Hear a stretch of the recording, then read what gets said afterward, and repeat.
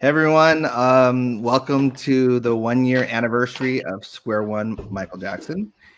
And I'm excited to have some people with me today that we're all friends now. Well, friends, but we're all, we're all acquaintances. We always joke with each other. So if you guys don't understand that by now, but I'd like to introduce everyone. So why don't we start with Charles and then work our way to top left. So Charles, will you introduce yourself? Hello, I'm Charles Thomson. I'm an investigative journalist, and Danny interviewed me for Square One. All right. So professional. I love it, Charles. Okay. No, it's my turn. Yeah. Hi, I'm Josephine Zohny. I am a publicist, and Danny Wu relentlessly stalked me until I participated in Square One. Yes.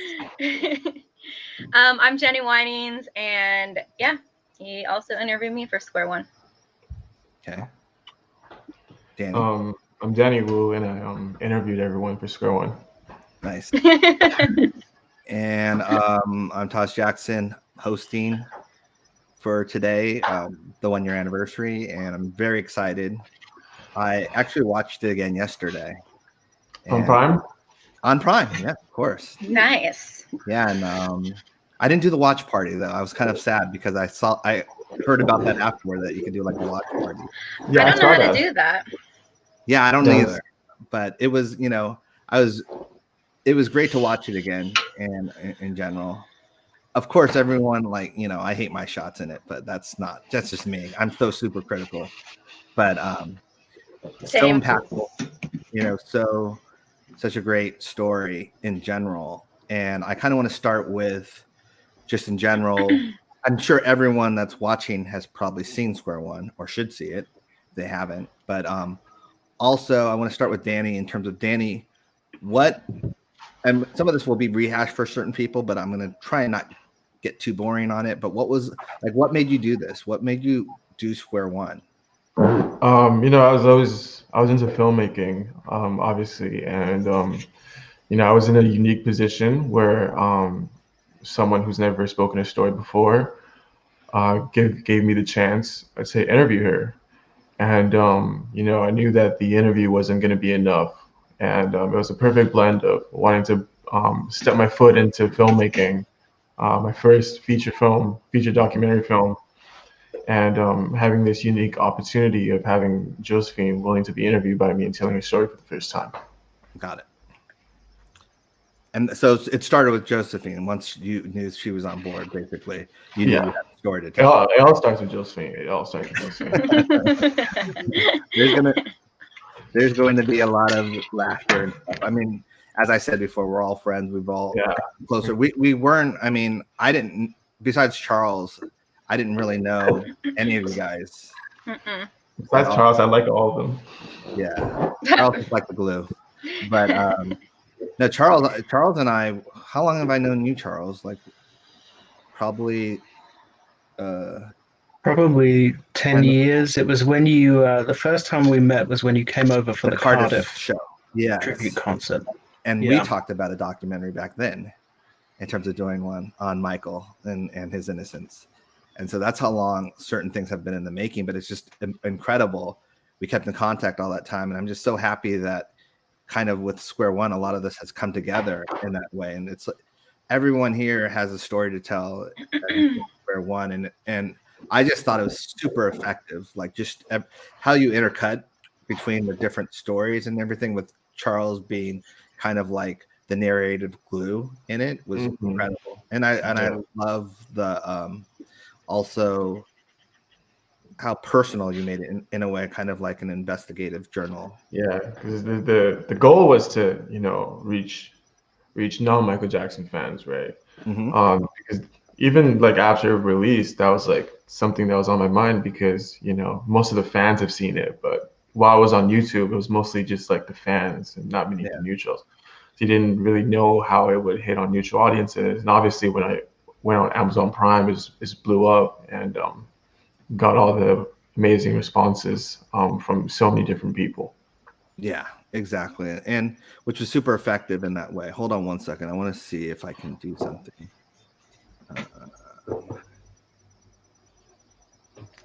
Okay. Yes. Can you guys see the comments now? Nope. I acted. Do you have wait to a go second. go to comments round the right? I can. Oh, there we go. Yeah, Okay, yeah. That way, yeah, you guys can kind of see the comments as well in case I miss certain things or whatever. Yeah, let's start with Charles in general. I mean, you were obviously approached by Danny to lend your voice to this and your expertise. Did you know how effective Square One was going to be at the time, or did you know, when you did this? I didn't even know what it was. So I got an email from Danny, which just said, I'm making a documentary and I'd like to interview you by telephone. Mm-hmm. And I just said, yeah, okay. And so we did 2 interviews. What was that? We did we did 2 interviews by telephone, and then the next thing I know, I get a message from Danny saying, "What is that? Is that a train?" It's a train. Who is it? Who is it? Come Yes. on. Definitely not California. I can tell you that. I get. Oh, you hear? I'm outside, but it's so far away. Oh, we hear it. Not far Oh, away. Of course, it's right here, right now. I'm sorry. It will be done in just a second. Okay. Sorry. yeah. So we did 2 telephone interviews, and then the next thing I know, I get a message from Danny saying, the film is premiering at a Chinese theater, Hollywood Walk of Fame. I was like, what film? So I knew nothing about it. And the decision to sort of use me as the narrator was not, I don't know if it was the original plan or not, but certainly if it was, I hadn't grasped that. So Danny just took the interviews that we did and cut them into a narration. So I had no idea what the project was. I didn't even know it was a film until it was already made. Yeah. And we didn't shoot the interview in chronological order either. It was just I in my email to Charles, because I was afraid to ask him like, hey, I'm gonna interview for two hours. So I was like, okay, I have like 5 questions. I'm gonna ask you. But once he was on a roll, he just kind of kept like adding to it, and then that's how it happened. Charles is an encyclopedia of knowledge. Yes. So you just can't help but ask more questions and in terms of, we'll get to the premiere and everything like that in terms of the Chinese, because that was an exciting time as well. But for me, I want to I don't know if you guys know, I like to keep things light, even though this is a serious subject and everything like that. But for me, this is more celebratory. This is 1 year. It's changed people's opinion, in terms of people that have not been even fans in terms of that. It was super effective. It was super, what I enjoyed about it was that you can go back and look at all the research. You can look at everything. And that's the opposite of what something like a Leaving Neverland, where it's like, oh, just trust these 2 people and their stories. It's like, but they have no facts or grounds to back it up in that way. And this was completely different in that way. You can go back and research, you show the stuff on the screen. I think that's kind of the difference that certain people take into it. And so for me, that was highly effective, just watching it again because I had seen it a couple of times, obviously at the premiere. I had seen the YouTube version. I don't usually watch myself again. Back that car up. I don't usually watch myself. I'm going inside. Hold on. All you. Yeah. I can't believe that it's so loud. Okay. So remind me to unmute her when we. So basically, what ended up happening was that I usually don't like watching myself again. I'm self-conscious in that way. But just Danny, you and we had done an interview previously. Can you explain that and then how that came about? And then I'll tell you when you approached me for Square One or your other thing, what my opinion was and everything like that. Right. So it was kind of crazy because I did like a few Michael Jackson rebuttal videos on YouTube. Mm-hmm. It's like a 20-minute long, 30-minute long, which is funny because there's a YouTube guy who took my video and took something I say out of context and try to be like, oh, see, this guy thinks that Michael Jackson's guilty, even though I was prefacing something before I said it. It's like you're taking something from my rebuttal video, and I'm trying to make it sound like that. Anyway, so I made a series of Michael Jackson rebuttal videos, and then like it got like a lot of views. It got like 100,000 views, and one day on Twitter, like Taj Jackson followed me, and like I was so excited. Like I was texting everyone. You're like, a 3T fan, right? Pardon? Yeah, exactly. Anything. That's probably why. Big 3T fan. I took this, like when the banner came on for the notification that Taj Jackson followed you. Like I took a screenshot of that. Like that's how excited I was. And then like a couple of days passed. I'm like, okay, I need to take this opportunity, to ask if he's down for an interview, because I felt at the time, I've seen all the interviews you've done. I think, in my opinion, people weren't asking you some questions that I would ask you to, because you could explain a lot of the things, but so I thought that it would be great if you could come on my channel and I asked you some direct questions. So I sent Taj like a DM asking him if he was down to come on, like completely not expecting anything. And I was driving home from school. I was still in university at the time, and I see a DM, right? There's two, and the second one says, but thank you for the support. So the entire drive home, I'm like, oh, he said no. Like, dang, like he's not gonna do it. And I finally get home and I click the first DM. You said like, hey, thank you for everything you've done. I would love to do the interview. So you're just adding on to that. So I was so happy. I called my friend, like I called my best friend to tell him that, hey, Taj is like agreeing to do this interview with me. And I also asked if Brandy would be down, and you said yes. And we set up a date, and I think that was a date that you made like a huge round on YouTube as well. But ours was the most publicized, so got a lot of views from that. And because of that interview, Josephine and Jenny, they both watched that. So that also instilled their trust in me to do something like this. It's interesting because for me, like, when Living Neverland hit, I made a decision to basically do everything I could in terms of interviews and stuff like that. It's people, trying not to give Charles too much credit, but Charles is, and Charles is someone that I knew for 10 years in terms of, and the fact that this expert, because for me, I'm a family member, but I'm also someone that, knew my uncle personally for decades and decades and stuff, and spent so much time with him. So in my heart of hearts, I knew this wasn't true, and as someone being a person that has suffered, sexual abuse on my mom's side of the family, it hits home in a different way. But when you hear other people that are experts say, no, this doesn't add up, this doesn't line up, and here's this and this, and Charles has a great way of saying that in that way, it kind of reignited me to be like, okay, certain people will get this if I go out there and just talk through with my heart, because I'm not an encyclopedia at all. Like I have to like remember certain dates. I was decent in school, but I just wasn't so being the UK being the first place that I had to we did some US stuff, but it was more like they were more interested in the Jackson. It was my dad, it was my Uncle Marlon and my Uncle Jackie. So I was tagging along at that point. It was like, oh, we'll take Todd, we get the Jacksons to do it too, in that way. And so that was how the interviews there were conducted. And it was like, I think we did 2 or 3 days of just interviews. And as we did the interviews, I realized I knew more than they did in that way. They were like very, because they didn't even know who Wade or James were, besides my Uncle Jackie, obviously.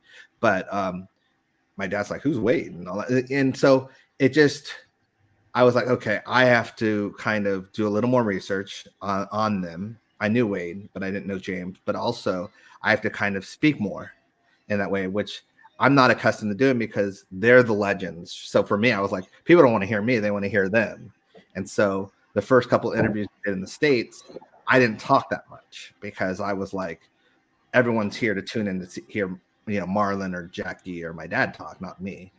And as it came about, I realized that, there is a certain bias being a family member, but at the same time, it's like they do know their brother in that way. It's like it's really interesting that people would talk and say, "Oh, well, you don't know someone," like that. And it's like, but I grew up with this person. I know, just like I know my brother. I know his weaknesses. I know both my brothers, but I know their weakness, their strengths. I know what they're capable of, what they're not capable of. And I just thought that was very arrogant of the media to tell, my uncles that they don't know their own brother. In that way, we know them better. We know them better than you do. Mm-hmm. So I made that decision. I got a phone call saying, "Would you go to the UK?" And I was like, and I had at the time, I think Taylor was just 2 months old, and I was like, oh.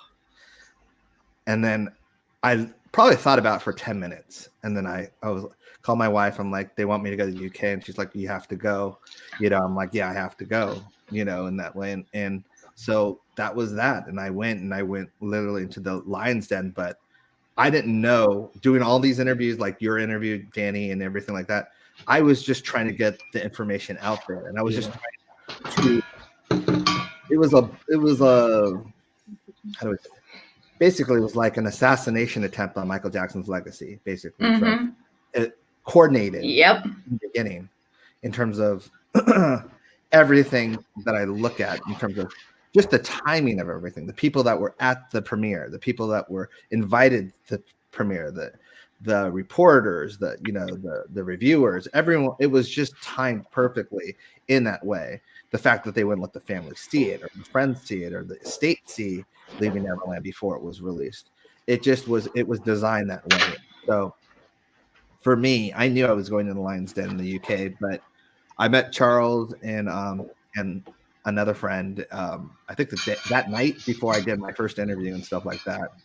And that put me at ease in a way, because it was like a familiar faces. And I was like, okay, and so it's interesting, this whole thing, you don't know. And probably you guys too, you don't know the effect when you do it of what you're doing. You're just telling the story, the truth, and how it impacted you or your experience in that way. And then people gravitate towards it, people understand it. And I think that's the difference between Square One and Leaving Neverland, is that we're telling an experience that happened. They're telling an experience that didn't happen. And they're making it up as they go along and protecting themselves. We've been consistent. If we don't know something, we say we don't know it, or that wasn't our experience or whatever. And they just exaggerate and, to the point where they don't even do interviews anymore because they've contradicted themselves in so many interviews. But I just think that that's unfair. I just read something on New Zealand that Leaving Neverland was one of the most watched, or was the most watched besides news and sports event ever. And I was like, that's just disheartening for me. Yeah. I mean, and then you wonder why he's banned in New Zealand, because it's like a one-sided hit piece. And so there's my rant. I had to get it out, so sorry about that. It's okay. Had to get out sooner or later, but I thought to get it out early. But in terms of you guys, how did Leaving Neverland, like, were you worried about when doing other interviews, because of what people might say or think about you, and friendships, relationships, anything like that? We'll start with Charles and work our way that way. No, I mean, as you probably remember, I was doing BBC interviews about it from, very early on, when the news broke. But, I was comfortable with my knowledge of the cases to date. And so I felt confident I wasn't going to be blindsided by anything. In every single instance, I knew 10 times more about the case than the people that were asking me questions. So I think the obviously there's an element of being concerned about the professional repercussions, because there clearly is an agreement of sorts between media organizations in the UK about the line that they're going to take on Michael Jackson issues. And that's been clear for many years. You know, I've told the story before about going to the World Music Awards in 2006 and you know, being there and experiencing what happened. And then the next day, every single British newspaper reported that he had been booed off the stage. Now, he wasn't. You know, he just wasn't. He wasn't booed off the stage. So how does every newspaper end up in agreement about something that did not happen, categorically did not happen? So there is a degree of agreement, or if you want to call it conspiracy, a conspiracy is just an agreement anyway. That there is something going on there in terms of a line that media organizations have agreed to take. And so as somebody that's working within that system in the UK, within that industry, there was an element of concern about what is the repercussion going to be of me putting my head above the parapet and telling everybody else how crap they are. But I sort of was just like beyond caring by that point, because I thought, well, if that is the system in which I'm going to have to operate, I'd rather be cast out than become part of it, you know, because there would be no job satisfaction in being a part of that. So I just decided to do the right thing and stand up for journalism. And if the consequence was negative for me, then I would have just interpreted that as an affirmation that I was in the wrong industry. So I didn't worry about it too much. No, yeah, exactly. No, it's funny that you say that, like in terms of, you know, every interview that you were doing, you felt like you knew 10 times as much as they did, because they don't, you know, it's amazing to me how little they do know, and what they do know is like based on tabloids and rumors, and basically it's almost like we have to re-educate people about Michael Jackson, because they've heard in the media lies. Well, I was watching your interviews when you came over and we met you at White City, and then you went off the next day and started doing your interviews, and I was watching them, and just nobody that was interviewing you had any idea what they were talking about. So you would say, for example, oh, these guys have changed their stories so many times. And then the interviewer would say to you, yeah, but that was in 2005, and they've explained that. And you're watching it going, no, it wasn't in 2005. Wade Robson came forward and started suing like 7 years ago. And since then, he's repeatedly changed his story. So the interviewers, they're getting aggressive with you and going, no, that's all been explained. You know, you can't keep attacking victims because of that. You know, they've changed their story, but they have you're not starting from an equal position in terms of your factual understanding of the case. So they don't understand what you're talking about, but they're acting like you're in the wrong. And it was very frustrating to watch the incompetence, just the complete and utter incompetence was infuriating. Yeah. No, that's the incompetence is a good word, because that's how I felt with a lot of the interviews I did with the media in that way. To have a reporter or someone tell me you don't know your uncle, or you don't know, you weren't there, and stuff like that. And it's like, it was super frustrating, but at the same time, I have to not excuse their ignorance, but I look at it like, well, they've been fed only this certain type of food their whole life, so they don't know any better. And that's how I took the approach of like, obviously there's the hostile ones that just want to, they know, they don't even care about you. They just want to get a rise out of you, or they want to sell this narrative even more. But I was really trying to get to the people that were open-minded and were like, okay, well, maybe we have heard only lies our whole life in this way. Let me, be open to the truth. And I think that was the approach I took. And I'm actually happy that I took that approach, it's interesting now. I'd probably be a little more aggressive and a little more, and that probably wouldn't have worked back then because I was more open and just here's who Michael Jackson was to me in terms of how he was around me and who he was as a person after 30 years of watching him, even more. But it's like that was my aspect of it. And so that was all I had to go off of. Like, you have this movie, I have my experience in my life in that way. And so, yeah, it was frustrating, especially hearing how important certain journalists were. Oh, there's the number one DJ in the country, and you would go on their show, and it's like you didn't want to combat them in a way because then it's like that doesn't help anything either. But at the same time, you don't want them to feel like they won over you and that they were right and you were wrong. And so it was a very hard tactic to do in that way. But I am so thankful for the fans were incredible in the UK because that was the first place that I hit that wasn't home. And, fans here in the US, a lot of them, have been supportive, but a lot of them, it's just a different vibe in the UK. They're out and they were there at some of the interviews, like right when I got out of the interview, they were there and stuff like that. So I always felt some support in that way. But Josie, let's go with you in terms of, because you're a professional publicist. In general, you had a lot to lose by sticking your neck out. So what was that like for you? Well, I mean, pretty much if you know me, you know that I'm a Michael Jackson fan. So in terms of like other media people that I've dealt with, most of them, if they're close to me, knew that I had been on the witness list already, so they knew I had a distinct point of view. And most of them had also been like indoctrinated in all the details of the case.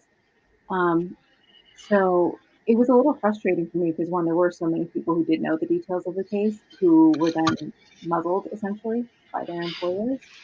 And when Penny first approached me to speak out, I had a client who was going through some hardship, and I didn't want to contribute to that because, I knew that if the media decided to seize on like my story in any way, shape, or form, that could have negative repercussions on my client and his media battles. Real quick, I'm sorry to interrupt you. They're having a hard time hearing you. Like, really? yeah, so you might have to sneak up closer to the mic. Hold on. What about now? Yes, better. That's better. Basically, it was 100%. Much better. All right. Basically, I knew that there was a risk. A lot of reporters and media people already knew that I was a Michael Jackson fan and knew of my relationship to the case and that I was on the witness list. So I wasn't terribly afraid of the media in that sense. I was a little bit afraid of any repercussions it could have on clients of mine, but knock on wood, there weren't issues. And I was also worried that certain clients would take issue with my involvement once I did speak with Danny. And luckily, everybody was very supportive. The feedback that I got was mostly that people didn't quite buy Leaving Neverland. And so they were very curious more than anything to hear the other side of the story. Yeah, I mean, if I worked for, I think I said this in the documentary, but had I worked for a big corporate, company or something like that, I probably wouldn't have had the ability, the luxury, whatever you want to call it, to participate. But luckily, I, work for myself, and I have supportive clients and members of the media who had my back. I think also, what helps is that certain clients you have, they probably are used to rumors and certain things like that. It's part of their lifestyle too, in terms of hearing false things told about them. And so they're not so quick to jump the gun about the media in terms of, the media never lies to you or never says this or never exaggerates and all that stuff. And, I think that was the thing too, that probably helped in terms of let's hear the other side of the story in that way. And while you said that, what was interesting too was that I think 3 of us here were on the witness list in terms of, for the 2005 trial. Myself, you and Jenny, and we'll get to Jenny right now. Jenny, you're indoors now, which is great, and so I know. I can't believe it was that loud out there. Yeah. So Jenny, how was it for you? Because I mean, obviously, your circle is definitely different, but at the same time, you're a person, and you hear things from other people, and not everyone agrees. There's family members or certain things like that. How was it for you to participate? Well, when everyone first heard about leaving Neverland, I think everyone was worried because from what we knew or what we heard about it, it was pretty disgusting and terrible. And I think the first thing we thought of being a fan of Michael or knowing him was it was already going to be terrible. Like, they were just going to show that one side. Luckily, when it came out, and once it came out and everyone started debunking every single thing they were saying, I think we were all feeling better. But anyone that I knew personally that would come to me and talk about it, basically anyone that I knew personally know my situation, so they would come to me and they didn't believe it because I've been talking about this for 17 years and my story has never changed. And I was an adult when I stayed at Neverland, and they know me. I'm a good person. Like, I wouldn't, if I thought Michael did all these things, I wouldn't still support him. So anyone that I personally knew would come to me if they would ask me questions, and I would just, tell them what I know. And one thing that has come up on these like haters made a YouTube channel and saying I contradicted myself, that when I stayed at Neverland, I knew where Gavin slept and then I didn't. And it's like you said, we don't make stuff up. If we don't know, we don't know. So I've always said, I don't know where Gavin slept. I don't know where he slept. I don't know what went on behind closed doors, but do I think anything happened? No, I do not. But I personally wasn't there, in the room, but I don't think anything happened. But people twist that into me saying like crazy stuff. But so when it first came out, also, I went on my local news website. They interviewed me about 4 or 5 times after Michael passed. And I just put a comment because they put like a news article up, and I just commented and said, hey, I was at Neverland with the boy who accused him in 2005, went to trial and all this. And all the comments were so mean to me. Like, why are you just coming out now? You just want your 15 minutes of fame. Like, but really, really hard, really, really mean. And I was like, they aren't even asking me questions. So I was just said, actually, I was on this same station 5 times, but people don't care about that. And those are the people that don't want to know the other side. So anyone that knows me personally believes my side. I've changed a lot of people's minds just by being able to be there. And I know you and I said this, and I've said this many times, that I text you and said, I always thought I was at Neverland to support him in 2005, at the trial. But I realize now I was there in 2003 to support him and defend him now that he's no longer here. And so when I wasn't called to testify in the trial, I mean, obviously it wasn't a great outcome, but I didn't think anything else was going to come of it. And then now fast forward, and I'm so thankful that I was there then to have my own perspective and to know what I saw, or what I didn't see, but what I saw. And so. No, I mean, we did talk about that. We've that for some reason there's been things and that I've, or places or years that I've been around my uncle that now I'm starting to realize why I was there. And as you said, it was almost like this has come up now, and I was one of the only ones there, or this has come up when I was Mike was unplugged. I just sounded like I was rapping. Yeah. So hold on one second. I gotta fix my mic.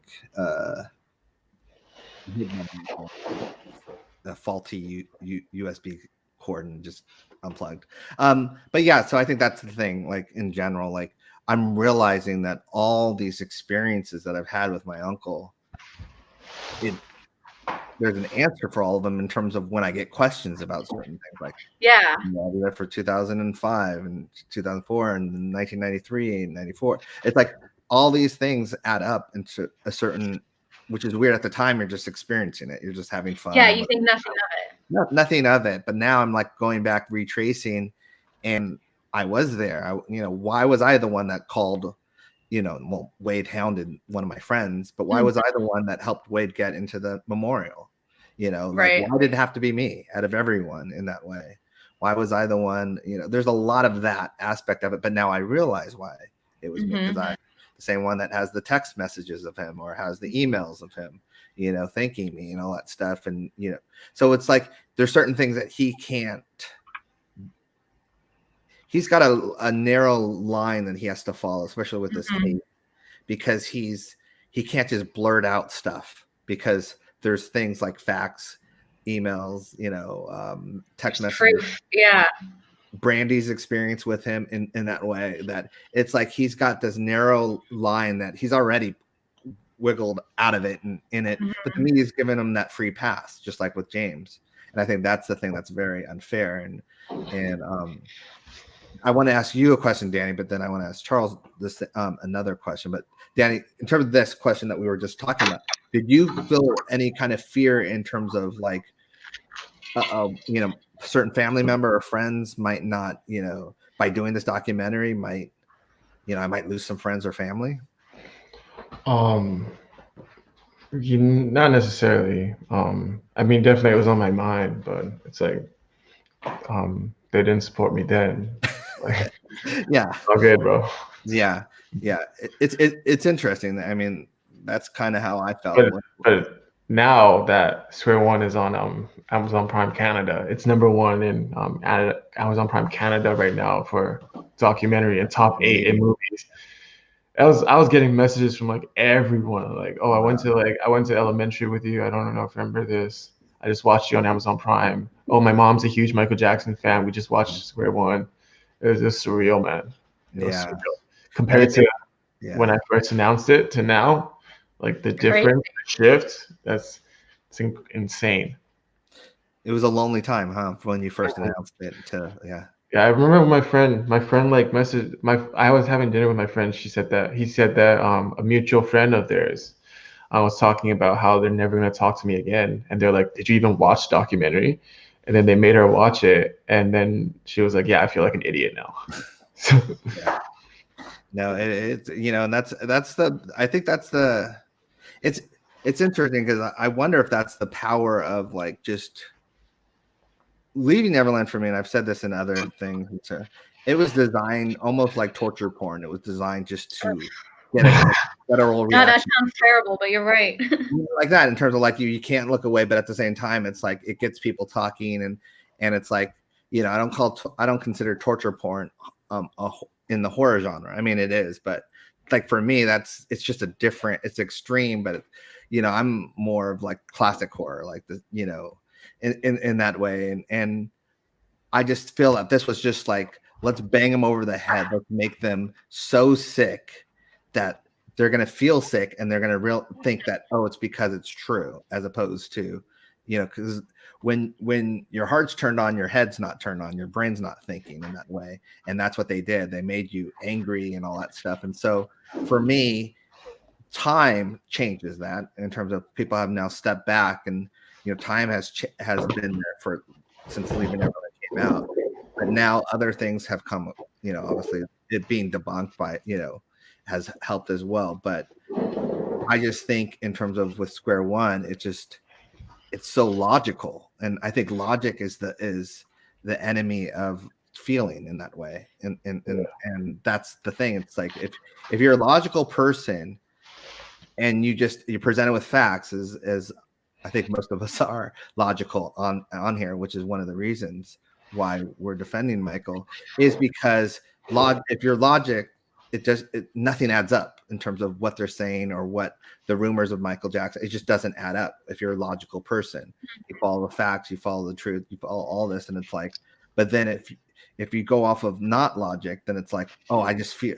A lot of people, haters say, I just feel he's guilty, or I just feel, or well, if A, plus B, it has to equal this, because otherwise, why would he do this in that way? Or why would he hang around with, kids that are in his age? And it's like, there's so many things that people say, but at the same time, it's just they're not going with the logic aspect of it. They're just going with their feelings in that. And a lot of people don't want to look it up.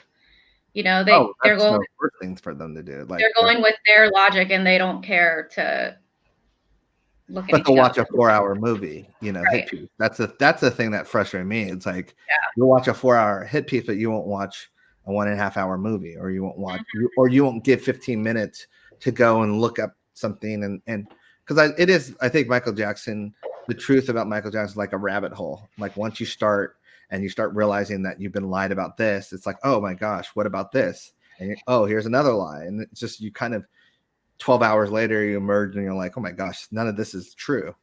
Mm-hmm.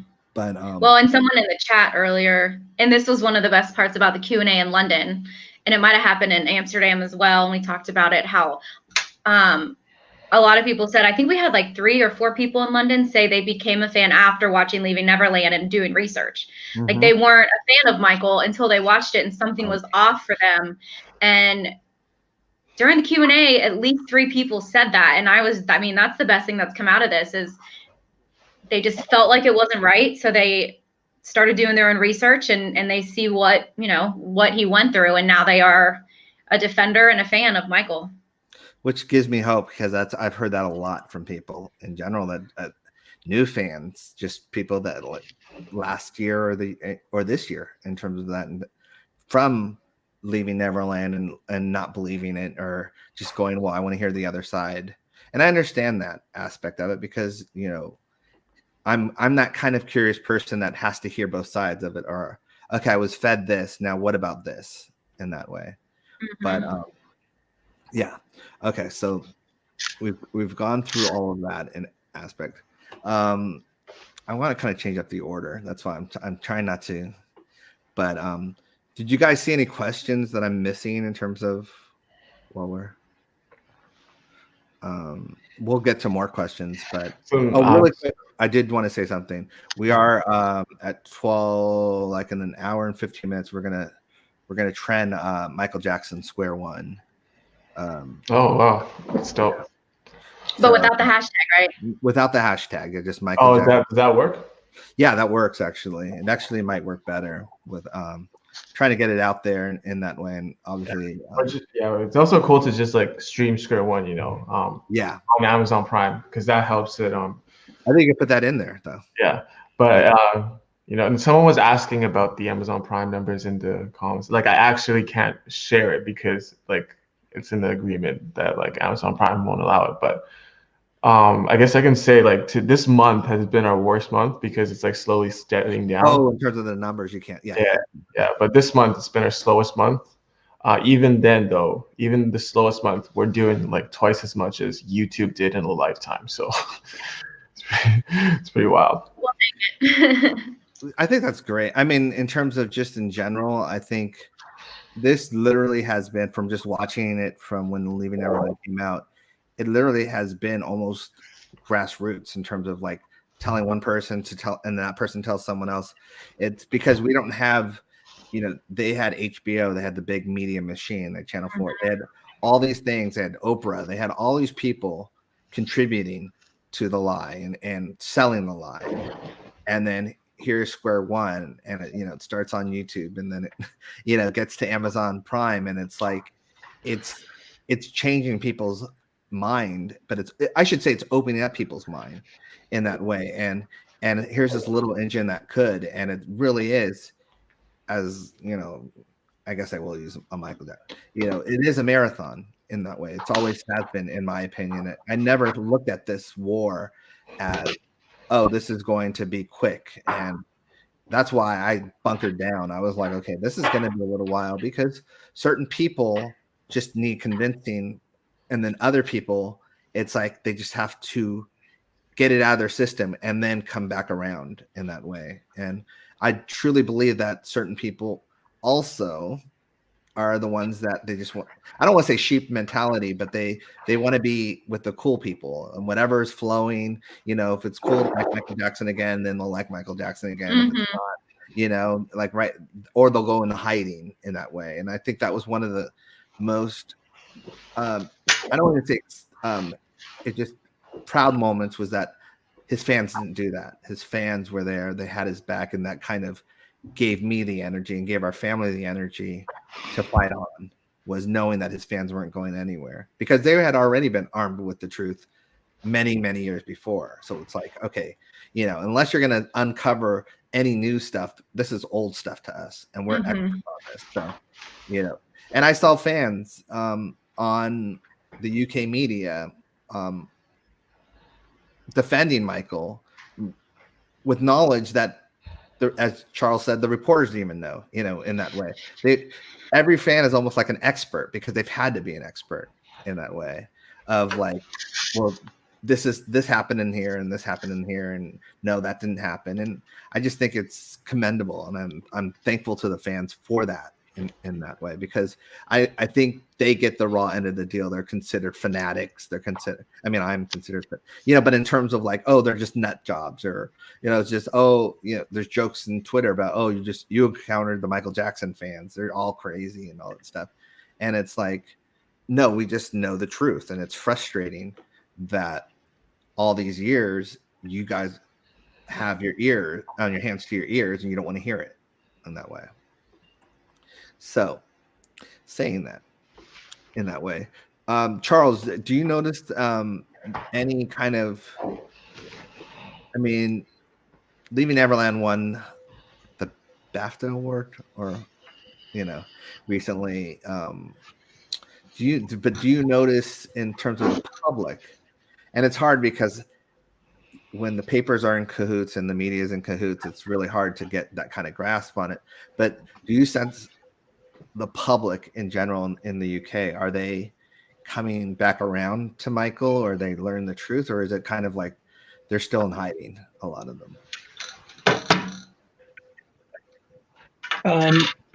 I think, well, when Leaving Neverland aired in the UK, I didn't watch it as it went out, but I did watch Twitter because there was a hashtag for the show. And I was watching that hashtag as the show was airing and was quite amazed by the volume of people who were saying they didn't believe it, even as it was going out. It was really a 50-50 split. As far as I could see, you know, there were people that were totally buying it, but there was also this huge movement of people just saying, I don't believe it. And I wasn't expecting that. As far as whether it's changed in the last, you know, year and a half since it aired, it's just so hard to say, you know, because it's not like I've been going out doing surveys or anything. Nothing seems to have changed to me, which is that some people believe it, some people don't. You know, I think from the makers' perspective, I think it was a massive disappointment, because the guy who is credited with coming up with the idea for the show, whose name is Daniel Pearl, you know, previously maker of shows about penises for Channel 5, he tweeted before it aired that his prediction was that as a result of this show being aired, Michael Jackson was going to be cancelled from every radio station. The exhibition was going to have to shut down. The Vegas show was going to have to shut down. Thriller Live would have to shut down. He'd be banned from every music station on TV. So that was what they were hoping for. That was what they were predicting. And compared to their ambitions for what this was going to be, it was a terrible damp squib. The viewing figures were not particularly high across Europe, or indeed in America. I mean, they touted it as one of the most successful HBO documentaries, but when you actually look at the history of HBO documentaries and their success, that you know, wasn't really saying much. So yeah, the viewing figures were, you know, pretty poor, actually, considering that this thing had debuted at Sundance and had basically been given free advertising every single day for about 2 months afterwards until it aired. Just every single day it was in the paper. and then the viewing figures were, trivial. They were very low. Sort of viewing figures you would expect. A rerun of a sitcom to get on BBC One on it's midnight on a Saturday or something. It was just feeble. So I think that from the outset, the response has been disappointing to the people that made it and disappointing to the people that pushed it. And they really did push it. As I say, it was basically given free advertising every single day for months. Yeah. And it just didn't perform that well. So although they would claim it as a success, I think they put something out at one point about they'd sold it to almost every territory in the world or something like that. But the viewing figures were poor. Yeah. The reception in certain countries was pretty, was bad. Look at France, look what the French media did. I mean, they were so professional compared to the British and the American press. So I've not noticed a change in 18 months, but what I did observe was that what they wanted it to do never happened from the outset. Yeah, which is now the reason why they're giving it awards and stuff like that to try and to make it seem legitimate. And that way, that's their next step is, it winning the Emmy and all that stuff. I call it the circle jerk. Like that's basically what they're doing. It's all these people that work in the industry congratulating themselves, basically, when they have no idea what the public is actually thinking or, the temperature of the public in that way. It's what they did with Dave Chappelle, in terms of they tried to create the narrative and tank his special while the public was like, you don't even have a temperature on the correct thing. And that's why things like Rotten Tomatoes bother me certain times, because the critics on there, even if you go back you go to Leaving Neverland now, the critics, I think it's a 98, and with the top critics it's at 100. And it's like critics are supposed to be critical. Like that's the whole thing. It's like, but it's like basically they just saw this movie that could have been any other movie, a Lord of the Rings or whatever, and they just took it as face value. And that for me, I just feel, I don't know if it's part being hearing only one side of a narrative in the media, so they just naturally think it has to be this way, or they want it to be that way because it's lucrative to them. They make money, selling Michael Jackson stories, or you flash Michael Jackson on this TV screen, people are going to pay attention in that way. And I think that's one of the reasons why with NAMBLA they are so, it's like they want and parts of Hollywood, they want Michael Jackson to be attached to pedophilia, because then in some sick, twisted way, it'll be accepted. And I think that's the thing. And so they desperately try this. And unfortunately, I've seen it even before my uncle's passing, with the trial and all that stuff. It's like the desperation of them trying to do this, but now it's become even more relevant because they will attack him or they will try and attach him, but then all these other people get free passes or, in that way that are, so that's my second rant this is a smaller rant, but, You're allowed. Yeah. It's, the hardest thing for me has just been, bracing myself but pacing myself as well, in terms of it is a war that we're battling. At least for me, it is the war of truth. And when one side doesn't even want to hear it, when Brandy and I were trying to get on certain shows and they wouldn't even allow us on those shows, and these shows are supposed to be, I'm not going to out them yet, but these shows are supposed to be the shows that African Americans can go on and tell their side of the story, but they didn't want to hear our side of the story, and it was frustrating because they've given everyone else a platform and we were told no. And so that is frustrating because I feel like the Oprah thing was a way to divide our community, and so that we didn't have a place to go with our own community that could relate to certain things, like being falsely accused of certain things, or not having a voice with the media in that way. So certain avenues that we could have gone to, we couldn't go to anymore. So they strategized it right. I think the thing is they underestimated Michael Jackson and the power of Michael Jackson and the power of facts in that way, that this man had been scrutinized his whole life. You take the most famous person in the world, and it's not like he was in hiding all this time. He's been dissected. His photos everywhere in terms of every day. Almost like every day his life is accounted for, which is one of the problems that they had with the trial, the 2005, was that certain days he wasn't even there or so. It's like that's the thing that so they have to fit the narrative in that way.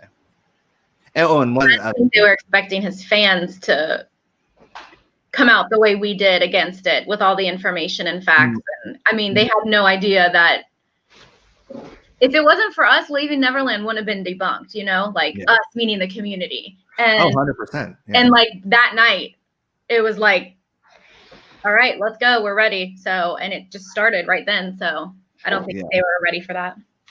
Well, I think that, the community, there's something about injustice that bothers us in a certain way.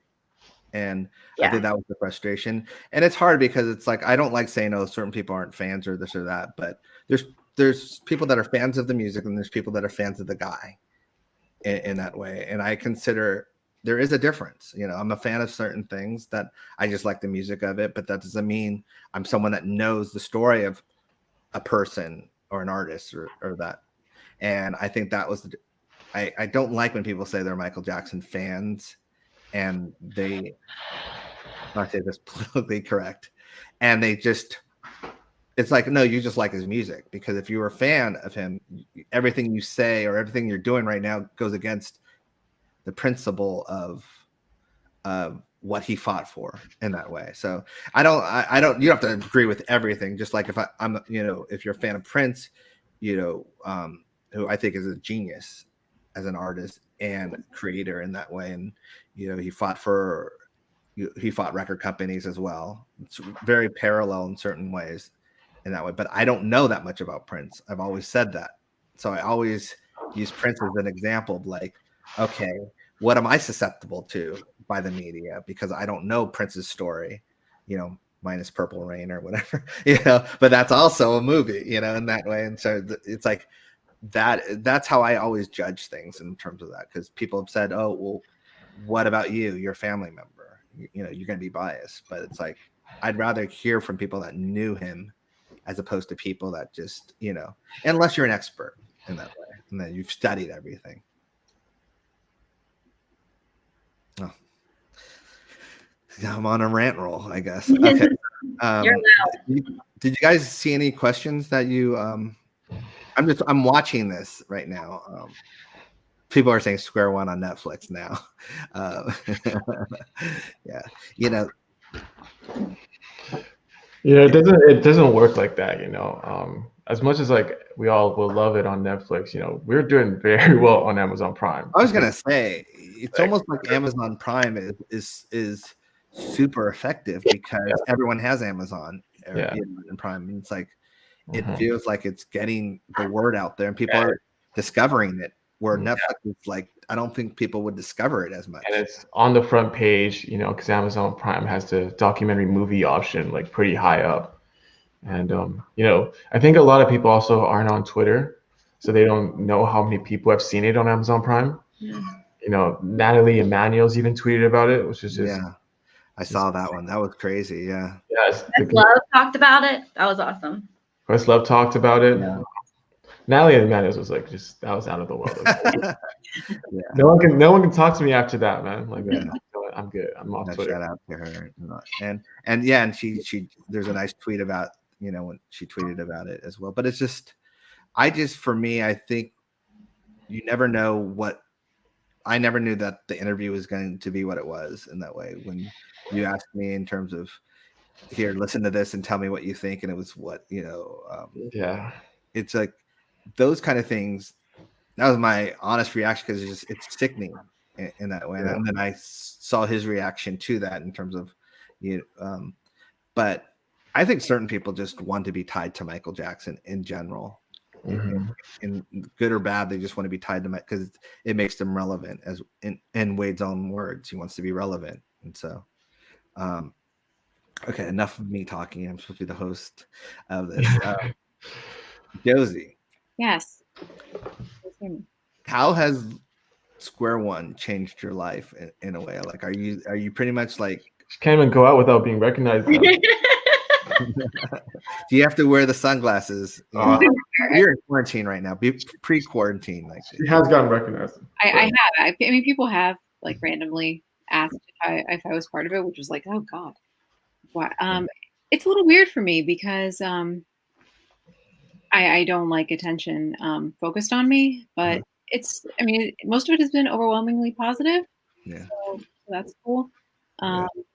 The weirdest thing was I was in Scotland earlier this year, and I was staying at a hotel, and the guy told me that he knew Jenny, which I just think by saying he knew Jenny, I think he just meant that he like thought she was cute or something and like follows her on social media.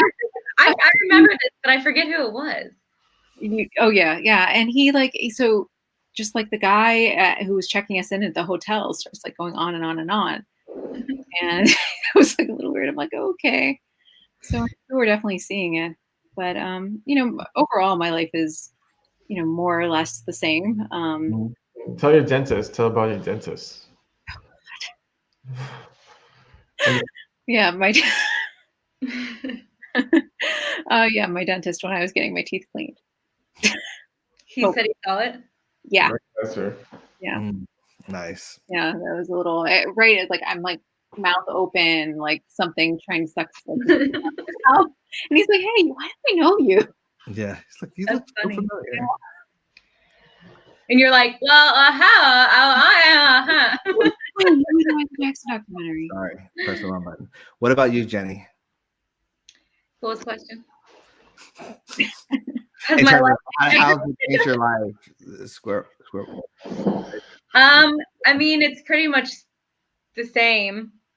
I mean, I know you all now, which is great. Yeah. All the traveling we got to do, and but nothing else has really changed. It's fun when I go to work and someone I work with is like, "Oh, I watched that. I did watch that the other night," and I'm like, "Oh, okay, good." Yeah. So, but you think they watched it because they not knew you, but that they knew that you were working there, or like was that some incentive, or they just? No, I mean my coworkers. Okay. My coworkers. Yeah. I still have some friends that I know through Michael since like 2003 who haven't watched it. Like, and we text daily. Wow. And I'm like, not only am I in it, but you want to watch it? Like, but it's just funny. But yeah, my coworkers, one of my coworkers came up to me and we were talking, and it completely was eye-opening for them because they had no idea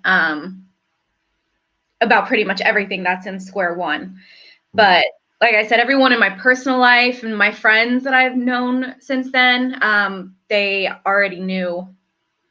They knew it was pretty much going to be a scam, like as soon as it came out, just because they knew me. So, yeah, and like our stories never change.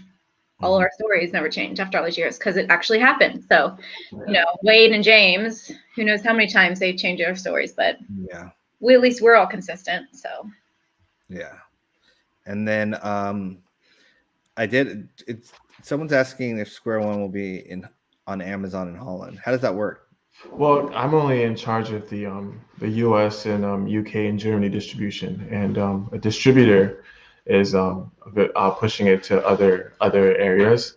Got it. So that's out of my control. But Square One, obviously the original one, the more raw cut is available on YouTube. Mm-hmm. It's available on Tubi, which is a free service for everyone. And tomorrow, Square One is going to be available on Vimeo on demand. Worldwide with every subtitle option. That's awesome. And, because Vimeo on demand has a paywall, I've decided to also include a 1 hour long behind the scenes commentary with my associate producer Shana Kumar about just the story of Square One, breaking down each scene, how we got there. So I love that. That's cool. Yeah, so stay tuned for that tomorrow. And Square One was released on October 5th, right? So that's October 5th. Yeah, so that's technically the 1 year anniversary. Mm-hmm. That was a fun night. Yeah, I paid for a Jenny. I flew Jenny out to London. Because we had just gotten back from California on Monday, and he wrote me on Tuesday, "You want to go to London in 3 days?" And I'm like, That was crazy. I was What? jealous. I was jealous about the London crew. I'm not gonna lie. 'Cause I was just like, oh, I would, I love London, so I was just like, oh. yeah, it was great. Charles, so you basically, since Square One in general, and you've been writing other things, and you've participated in other things, you've won awards for other things in general. Do you want to tell us a little about that in terms of what you're kind of I'm happy you're here because you're getting Mr. Award winner here, but he doesn't like the video interviews. Yeah. Well, yeah. So I've just put out a true crime podcast. It's called Unfinished.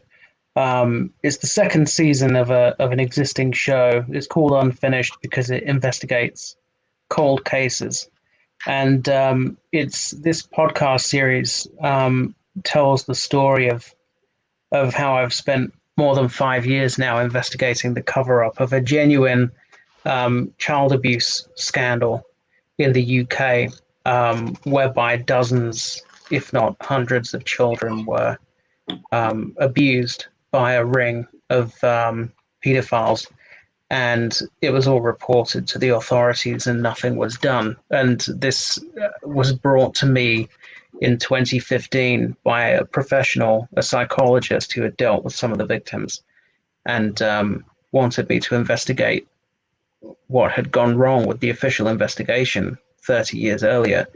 And that's what I did. I pursued it I'm still pursuing it now. And so that's what the awards were for. We've won quite a lot now over the last 5 years. And it's all culminated in this podcast series, which is out now. So go on iTunes and download that. That would be great.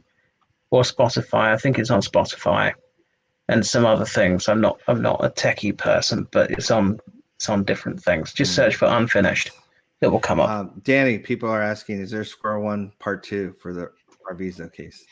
I'm very flattered whenever anyone asks me about that. It's the trust that the fans instill in me is just incredible. But Square One was only made because we have someone like Josephine Zohny who's never told a story before. That's how I got it to work, because we're telling a story that's never been told before.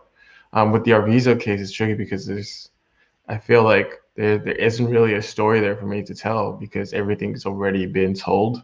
I wouldn't really even know how to go about it. So that's why, obviously the perception that Square One focuses on 93, but obviously Square One also deals with, the 2005 case as well, in my opinion. That's why we have Jenny in there, and we have the 2005 trials. So, and I also don't want to be someone who just, because I had a successful Michael Jackson documentary, that I'm just going to keep on making them just for the sake of making it. So not saying I'll never consider it again, but, I just got to focus on my own legacy and career at this point. Yeah. Got it. Hold on one second. There is a question here for me. Can I clarify the whole, because there's something that keeps on being brought up to me.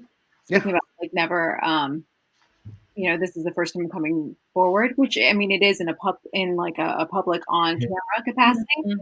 But one of the criticisms are why did you wait so long to speak up? It's been for a long time. Yeah, and the fact of the matter is, if anybody asked me on social media or otherwise, I always told them. And when I had a blog, I had written about it, so it wasn't like I was keeping it a secret or anything like that. Mm-hmm. You're on the witness list. So. Yeah, exactly.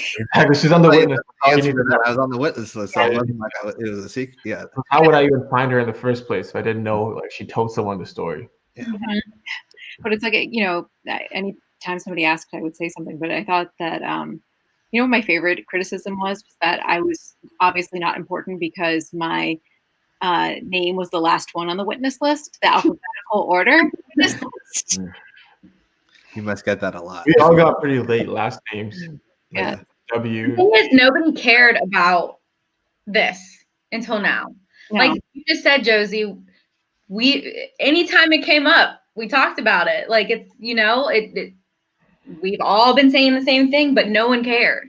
And now that Leaving Neverland came out, we went public. Everyone that doesn't know us thinks this is the first time we've ever in our lives talked about this stuff. And I'm like, ask anyone in my personal life, they know. Anybody.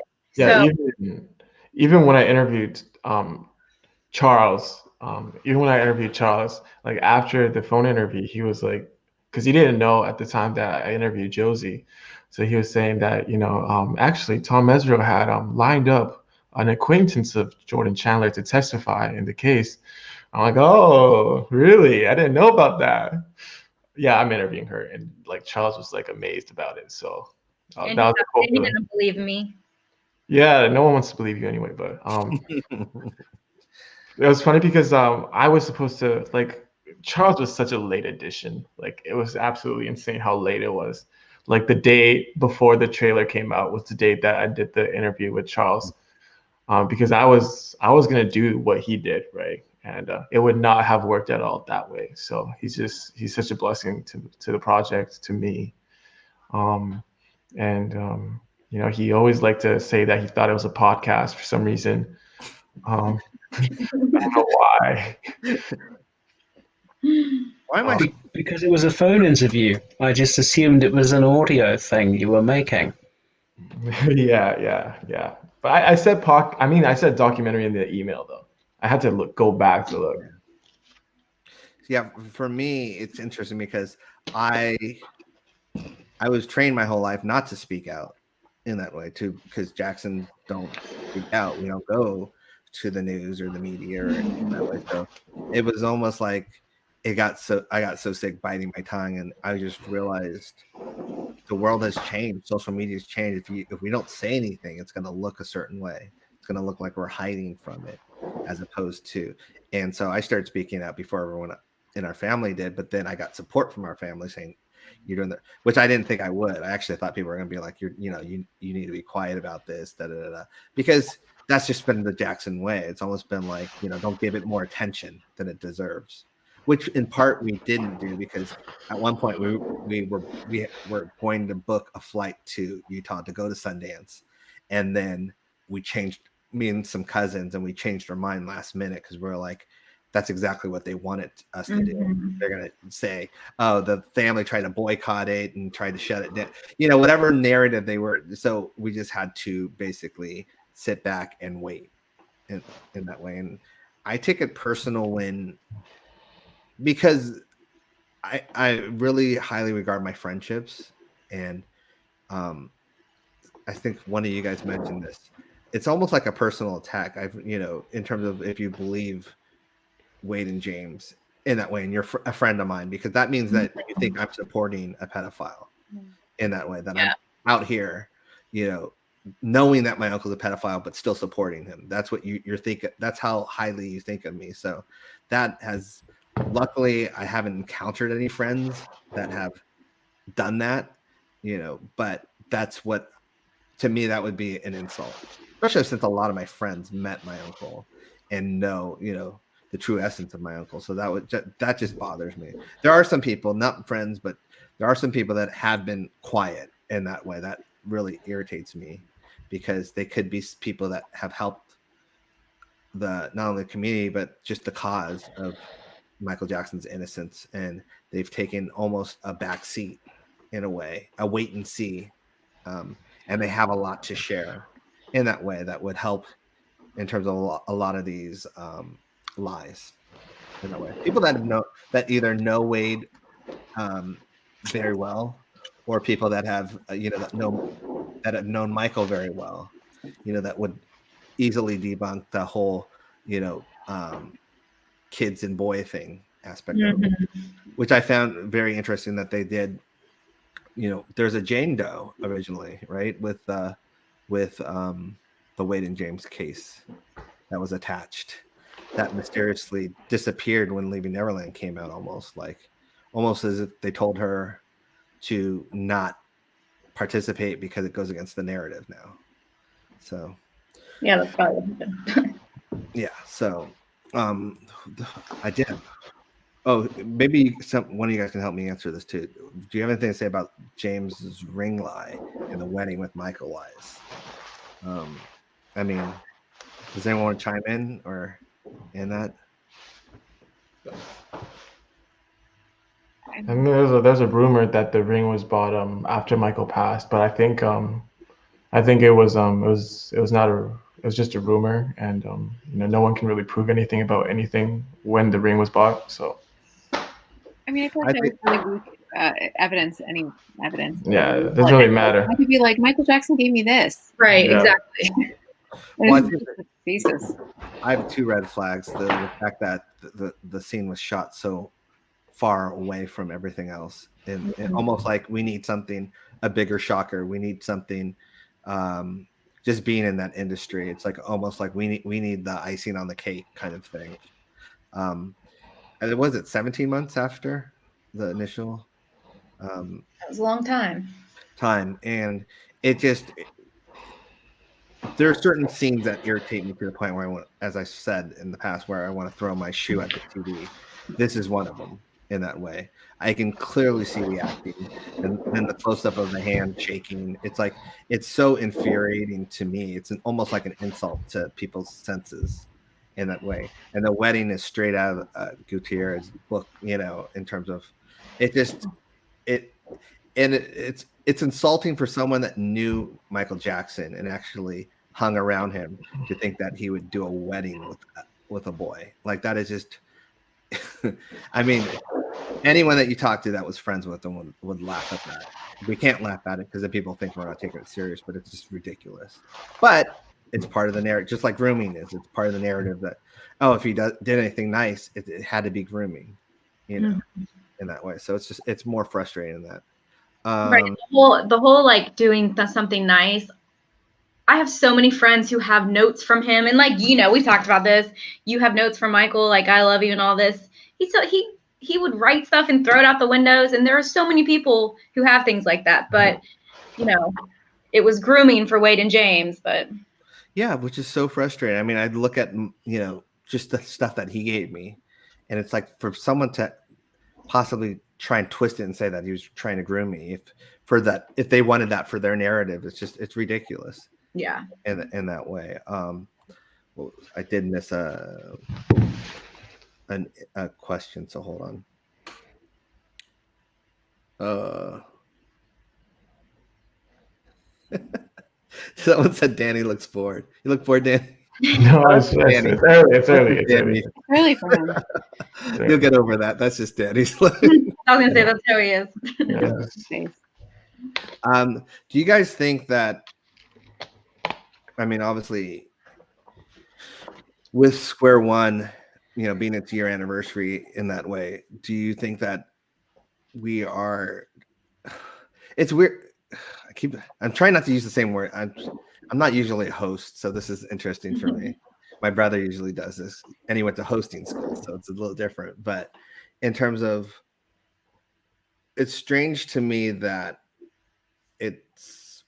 we're in year anniversary, but at the same time, it's frustrating because we're in quarantine right now, so it's almost like people can discover it in that way. But the news, rightfully so, in certain things, it's like there's no oxygen for anything else. So it's almost like when Leaving Neverland came out, it was all about Leaving Neverland, and it was like it was pounded in our brain, and then when the train station lie and all this other stuff came out, it's like the media can say, "Oh, we don't have time for that. We're on to this story, or we're gonna talk about the presidential race or this or that and everything like that," or if it's in the UK, other things like in terms of Brexit or it's just.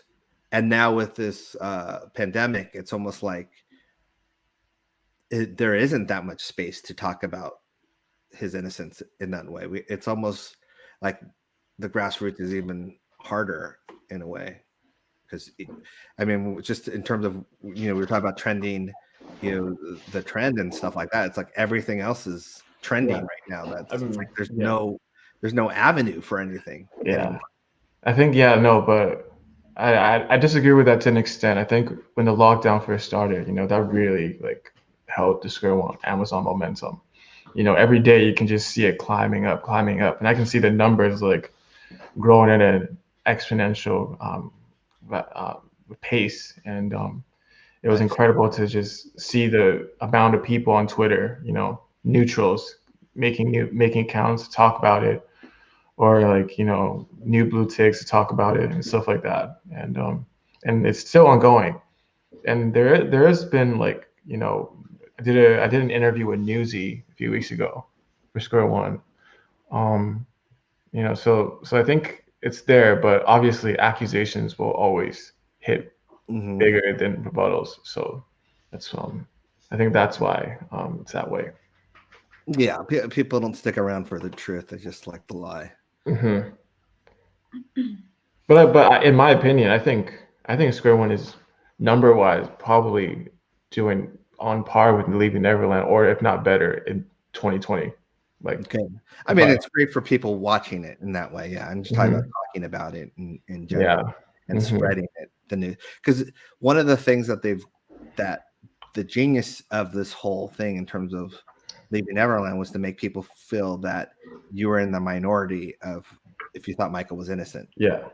It almost make you feel isolated, like you're alone in that way. When in reality, I always felt once I felt the fan love, I realized no, we're a majority. It's just the media makes it, and not only the media. Just I'm talking about when I say the media, I mean social media as well. Just makes it seem like no, you're a minority. You are someone that thinks weird and different and all that stuff, and you really have to stick with your facts and all that to combat it in that way. But now I'm starting. Now over the year, I've even realized more. No, all these people, so many people know that they just don't speak about it. They know the truth now, and they just don't speak about it. It's almost like that's why I appreciate people when they do tweet like, "Oh, I just watched Square One and changed my mind," or blah blah blah. It is big, or people, rock Michael shirts and stuff like that. It's also nice. It's like their way of, Yeah, I mean, even yesterday, I think the fans planned a Twitter rally for a Square One anniversary, and it was probably might have been like one of the worst days to ever plan a Twitter rally yesterday, right?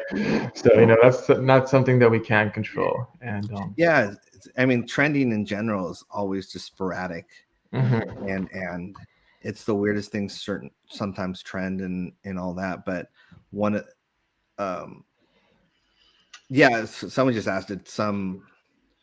I've been contacted by a couple of celebrities that have seen Square One and privately, and but I think the thing I'm not allowed to say yet, but some of them have come out and and have said, but a lot of them had connections with the family anyway, in that aspect of it, and now they just feel more comfortable in coming out and saying it in general. I'm looking. Do you guys see any questions or whatever? Because I'm not on the comments part. Somebody asked me if Jordan was using an alias, and no, he wasn't. Not at all. Yeah. Just to be clear. Yeah, I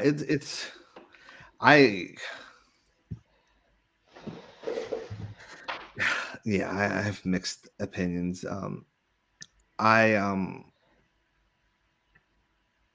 I'm trying not to. Okay, I won't get lost in the comments of that in terms of that, because otherwise I'm not being a good host.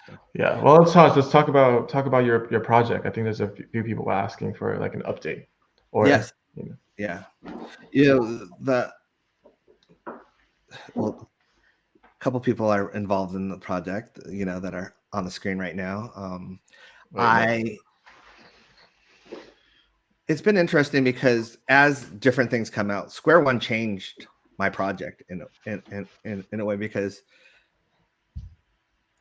a lot of people, when I do interviews and certain things, and it's like, because I do so many interviews, but then there's certain things I know that are in the pipeline, or like, oh, this is going to come out and whatever, and the public or the community doesn't even know it's coming out. I'm like, So let's wait to see how it does and what it does, and if it's effective, and how is it effective, and do I have to retread certain things, or is now certain things taken as facts when they weren't before? And so it has been an ever-changing aspect in that way. In Holland, when we went to Holland to promote, it changed again when I realized that a lot of Michael's humanitarianism was being left out in general. There's now this Loving Neverland, this 5-hour that I haven't seen because I was waiting for the final version that they're going to send me in that way with the voiceover. Yeah, same. And so and I'm in contact with the people that did it and thank them and everything like that. But 5 hours, but that's incredible, man. I can't even incredible. And the dedication in that aspect of it. But for me, I realized that no matter what I do, people are going to say it's biased because I'm a family member. There's no way around it. But then at the same time, I'm looking at it and I'm like, okay, well, the media's had 30 plus years to make up lies about Michael Jackson. And there's not been another side in terms of a family response or his response in that way. So I don't want to sit there and be like, okay, well, this is what the media says. This is what I said.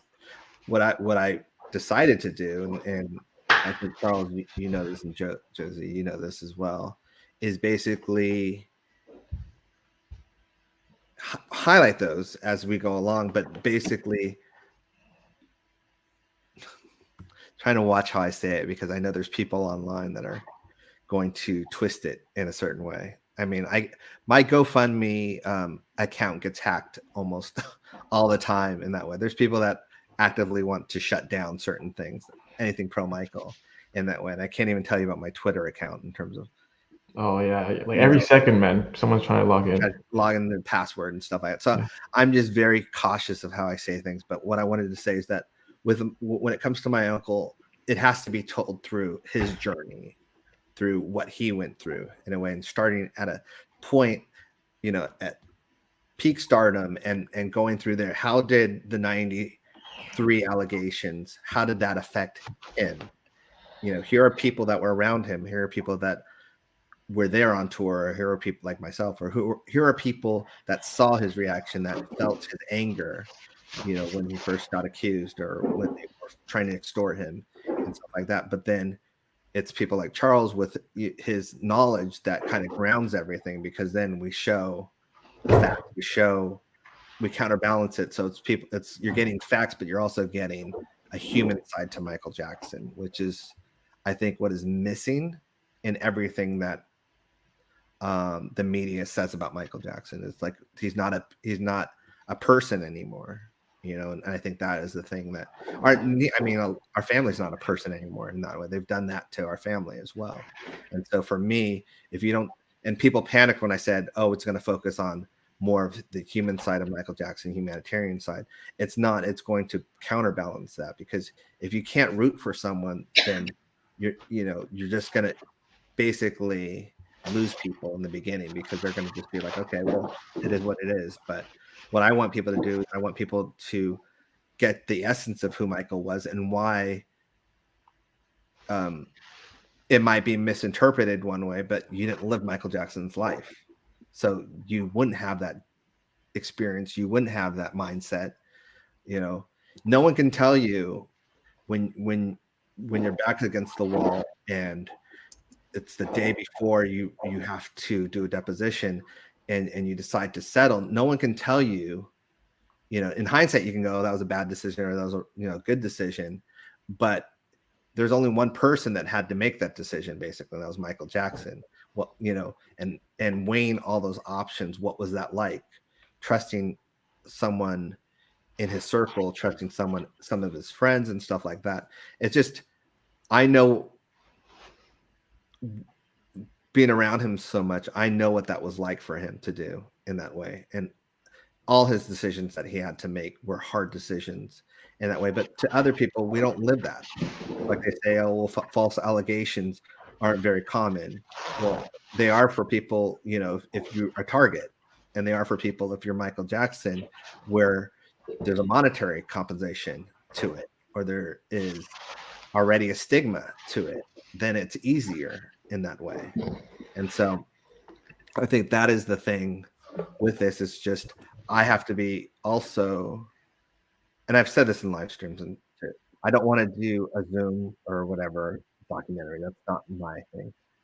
This has to be personal. This has to be traveling to people, to the people that I talk to, the people that, whether it's ex-security or ex-makeup artists or hair stylists or band members or whoever it is, or choreographers or mixers, or people like that were friends with him. It has to feel personal, because you're actually now learning about Michael Jackson through them and through their experience, and you can't get that from a Zoom, basically, in that way. And so that's why the frustrating thing is, like, I'm trying to ride out this pandemic, but I'm getting antsy too, because it's taking long, and because certain people don't pay attention and do what they're supposed to do in terms of, for the safety of others.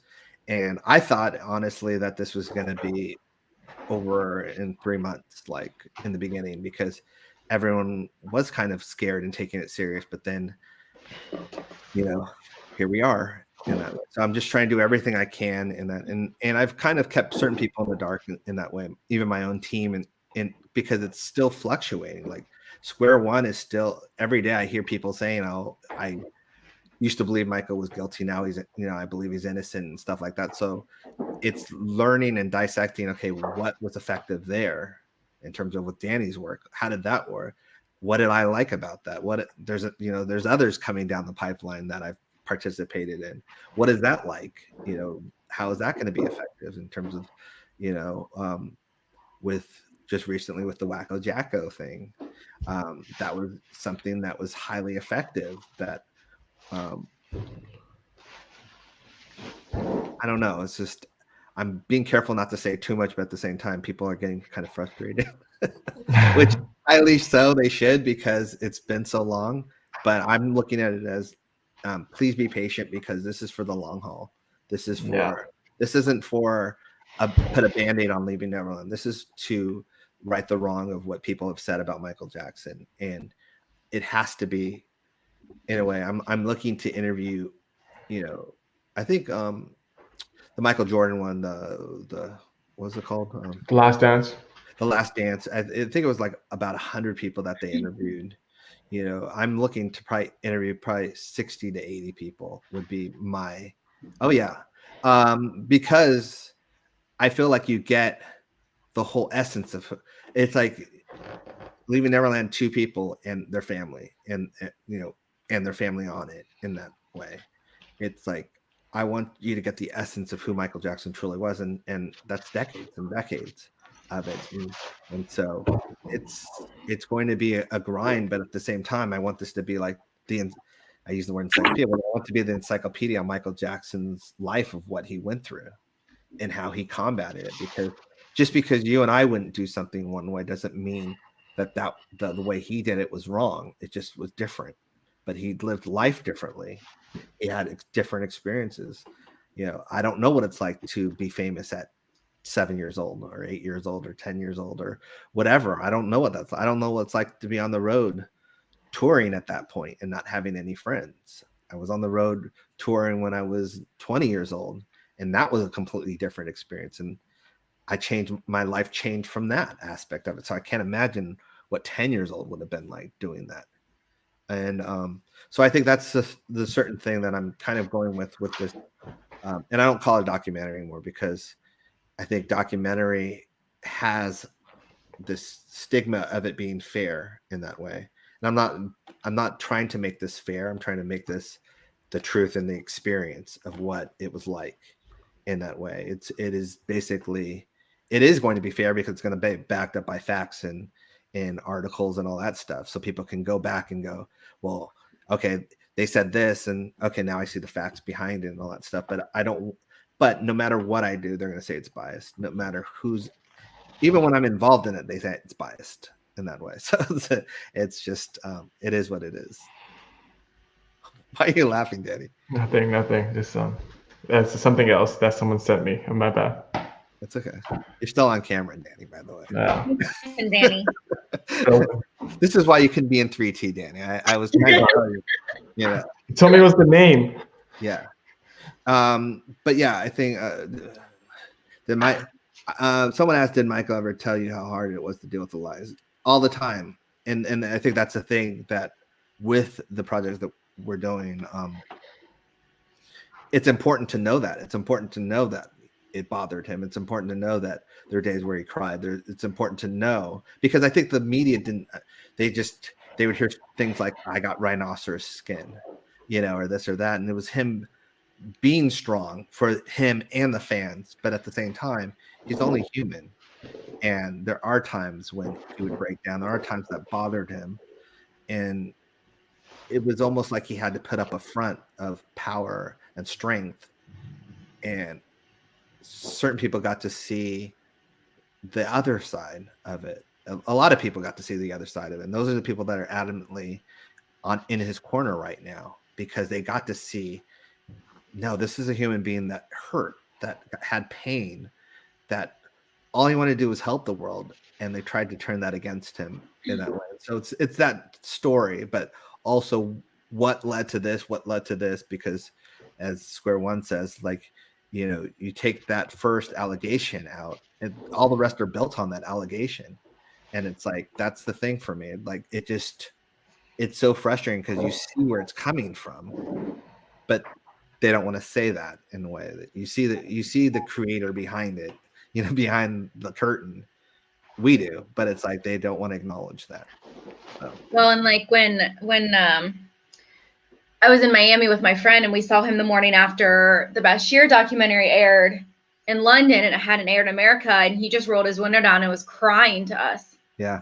Because and it's like, tell everyone else, I mean, we just were standing outside, just two of us, and he pulled up and we just were expecting to like talk to him, and he just rolled his window down and there were huge tears coming down his face, and we hadn't seen the documentary, and we were like, what is, like, shocked. Mm-hmm. And he was like, they're saying I do bad things again. They're saying I do things to kids. I would never do that. Please tell everybody that I would never do that. You know, I would never. And I mean, we, again, hadn't seen it, so we didn't know where this was coming from. And I mean, this was like 5 minutes and he was just crying. And so when the SUV took him into the hotel, we just sat there like, what is in this documentary that is that bad? And but seeing him just sitting there crying, because it was like, probably for him, deja vu. Mm-hmm. And I'm sure he felt betrayed by, at the time, the allegations didn't happen until like from March to November, or February to November, however many months that is, 7 months later. So I'm sure at the time he just felt betrayed by Martin Bashir. So he already felt betrayed then and was crying then. So I can't even imagine when he got arrested and they had to handcuff him and all that. So just seeing him cry was like, he was really affected by these lies, you know?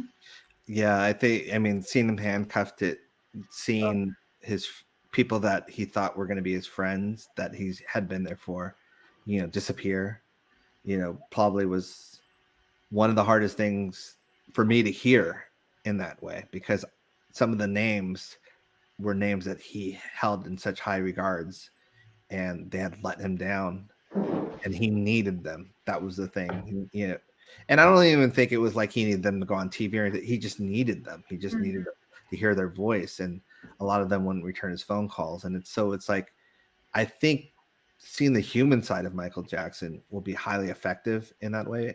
And it's something that can only be told by the people that know him best, people like me, and friends, family, and workers, co-workers, security, people that got to see him in his essence. And I'm talking about people that saw him for 2 minutes or 3, I'm talking about people that actually got to hang out with him and, in that way. And see his guard come down. Well, because I think that in 50 years, 100 years from now, that's what I would want to. I'd want to check out that project. And if I was trying to learn about Michael Jackson, we got to remember there's a whole generation that is growing up that he wasn't even alive for them, in that way. So it's this mystical character, and so that for me, that's the highly importance, because I do believe that once you get to know who Michael Jackson is, then all the allegations are harder to swallow in that way and harder to digest, and you're more critical of it, which is why the people closest to him have done their homework, and the people closest to him know all the facts, because they're like, okay, don't come with me with this. You weren't even around him. You don't even know. And I think that's the telling thing, is because when you have a Jeffrey Epstein or Harvey or whoever like that, there's no one supporting them. Like people are not coming to his defense, which is the complete opposite with Michael in that way. There's people that have talked, that have stuck their careers and necks on the line to say that's not true, or that. And so I'm thankful of it. I mean, it took him passing for them to do that, but it is what it is in that way. And so, do I believe Michael was too trusting? And sometimes that was probably his main fault, was that he was too trusting. But it's also what made Michael Michael. Like, that's the thing. Like, the fact that, as Jenny would say, he would hang out with fans, which is something I do.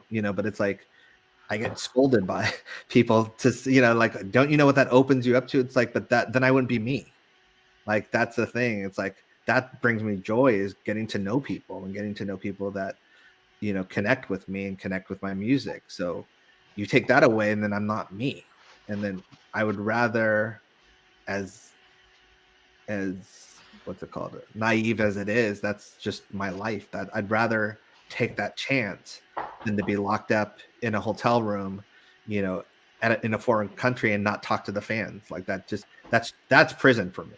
Mm-hmm. Communicating with the fans and getting to know them. That gives me excitement, makes me happy, and all that stuff. And I think that was the same thing with Michael. He connected with his fans. He connected with people, and to have him not connect with people, that would have been torture. Like, the worst thing would have been like, okay, you just be just stay at home and don't do anything. That just, for a creative genius like that as well, that's just, it wouldn't have worked out in that. And I think for him also, like, when the fans would, especially in Europe in the 90s, when the fans would be hundreds of fans outside of his hotel for the history, especially for the Dangerous, but especially the history tour after the first allegations, is Michael was kind of like telling, wanted the media to see that, like, you thought you were going to break me. But look, here's all these people, every city he went to, hundreds of people outside his hotel. And I think, he liked seeing all the fans there, but he also was like, do you see this? Like, they're not going anywhere. My fans have my back. Yeah. And it was good for the media to see that as well. Yeah. I mean, the fans always had Michael's back. I think that was, especially with the trial, that was what kept him going, was knowing that he had the love when he left the gates of from the time he left the gates of Neverland to get to the court, and vice versa. He felt that love from the fans, and I know the difference, being on tour with him when the first allegations hit, the fans gave him that energy to go do that show or whatever, because it would have been devastating without that aspect. So that's why I'm so grateful to his fans, because it kept him going longer than, I don't know how a human could deal with what he had to deal with, honestly. And that's why I always say he's one of the strongest people I've known, because even half the stuff that people don't even know that he had to deal with, just because we hear about certain things, you don't hear about all the fake fraternity suits or or the stalkers or this. He was constantly bombarded with just crap, like stuff that, in our lives we'd be like, this is just too much. But then you add all this extra stuff of, like, he's got to have an album out or a record out, or or he's got to do a show, or he's got to do a thank you for someone, or this or that. It was a lot, but he took it. He was happy to do 99% of it. Like, if it was for something like the fans or gratitude or something, he would do it. But then all the side noise and stuff is what I'm talking about. Just frustrating in that way. People are commenting about you, Danny. I don't know why. I'm not reading the comments. That's all right. But here's something. Danny, how did you become an MJ fan? We'll keep. I was always I think in 2006 to 2006 is when Thriller 25th anniversary came out, and on America's Best Dance Crew they like did a whole like week of dancing to MJ, and I was learning English at the time because I was in ESL. I was in ESL, so me and my tutor was a big Michael Jackson fan, so we started. She thought it'd be a good way for me to learn English while dissecting the Thriller lyrics. So she's like, "Oh, so this is what a masquerade is." That's pretty cool. And from there, I became a big fan in 2009, and I think it just kind of leveled ever since. I was never like a huge like big Michael Jackson fan. I was a big fan of his music, but it never really went past that. Nice. I'm looking at, did the family celebrate when Michael was acquitted? Yes, we did. We did. Honestly, it was such a big weight from our shoulders. The whole family was at Neverland. But that trip to the courtroom when all we didn't know that all the staff was there and whatever, and it was the verdict day, and there's all the staff was outside and holding hands and stuff like that. That was probably, it's a memory that I cherish, but at the same time it's one of my worst memories because I didn't know if I'd ever see my uncle again, and this is someone that it was like one of the most important people in my life, and it was like I didn't know if I had faith in the justice system. And especially since every day from that trial, I would turn on the TV and hear a lie. I would hear how disastrous that it was for Michael Jackson. The media spinning the truth about the court trial. So in my head, I was like, I hope this Mesereau guy really was good because he's confident. He tells me every day that it's going well, and I'm like, so I got to just put my faith in him. But the media every day is telling me that it's a slam dunk. He's going to jail, that just one charge and he's gone and all that stuff. And so it was that combat for me. And it was just surreal because I'm at Neverland. They're talking about Neverland. I'm at Neverland. And it's just seeing him lead in. It's a lot. It's a lot. And it's one of those things why I have this fuel and this fire under me because I had to endure that and see that in that way. So yes, we did celebrate as a family, but it was more of a sigh of relief in that way. It was almost like we were exhausted. And I'm sure, and I remember he was super exhausted to the point where we kept celebrating with that. Like he had to go to his room and he looked terrible. Yeah, he's like because I think the family wanted to celebrate more with him and be around him, and he couldn't do it. Like he was just exhausted in that way, and I understand that because it was like I was exhausted, So it's like. When I saw Mesereau at the LA premiere, he said that he woke up that morning on June 15th and he said, I just had a good feeling. And I told Michael, I said, Michael, I just have a good feeling about today.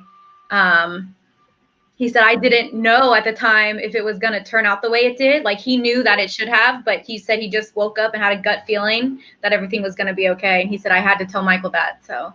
Wow. Yeah. Here's a question for Charles. What made you interested in the MJ saga? Well, I grew up on Michael's music, of course. And so what really got me interested was when he was accused in the Arvizo case, because that for me would have represented a decision, that I had to make if I felt that it was credible, then that would have been the end of my enjoyment of Michael Jackson as a performer, because it was just such a heinous allegation.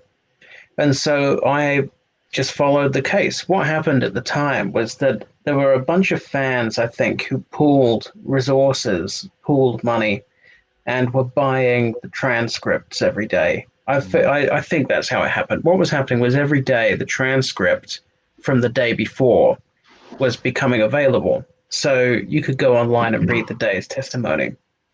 And so literally from like day 3 or something of the trial, you're reading the transcript and going, well, this doesn't sound very good for the prosecution, because they've had like the first witness was Bashir, catastrophic. The second witness, they follow Bashir with Anne Gabriel, which is just like a double blow, right? So you got Bashir, then you got Gabriel, and you're listening. Well, not listening. You're reading the transcripts and going, I mean, fuck me. If this is the beginning of the prosecution case, then they've not started strong, right? No. Then some cop came in, and then you got to the Arvizos, except for Janet, who disappeared, which, we subsequently found out why that was. So, but the Arvizo kids come in, absolute rubbish witnesses, contradict themselves, contradict each other, just a catastrophe. So, basically that was why I was following the case, was because, if this was legit, then Michael was out the window for me. So yeah, that was where my interest came from. And then my interest developed because, you're watching this case unfolding in the transcripts, and you're also every night watching the TV and every morning seeing a newspaper and going, well, this doesn't resemble what I'm reading in the transcripts. This is like the exact opposite of what's going on in court. So every day, Tom Mesereau is absolutely mullering these people. And yet you pick up the newspaper and you would almost not even know that Michael had a lawyer in the case, because all you're reading is the prosecution case. Yeah. And so that became really interesting to me. And it was just something that fascinated me forevermore, really, was this enormous contrast between what happened in the transcripts and what happened in the media. And, 5 years after the verdict, I wrote that Huffington Post piece. And, from then on, it's just been, I'm sort of like a go-to person. So whenever anything Michael Jackson happens, my phone starts ringing and it's BBC or someone, wanting me to do something. So, but yeah, it all started in 2003. Nice. Interesting. I'm I'm going through some of these questions. I told you guys I can't multitask. So I multitask. Can't even say the word. Do you guys see any questions that I'm missing besides spammers?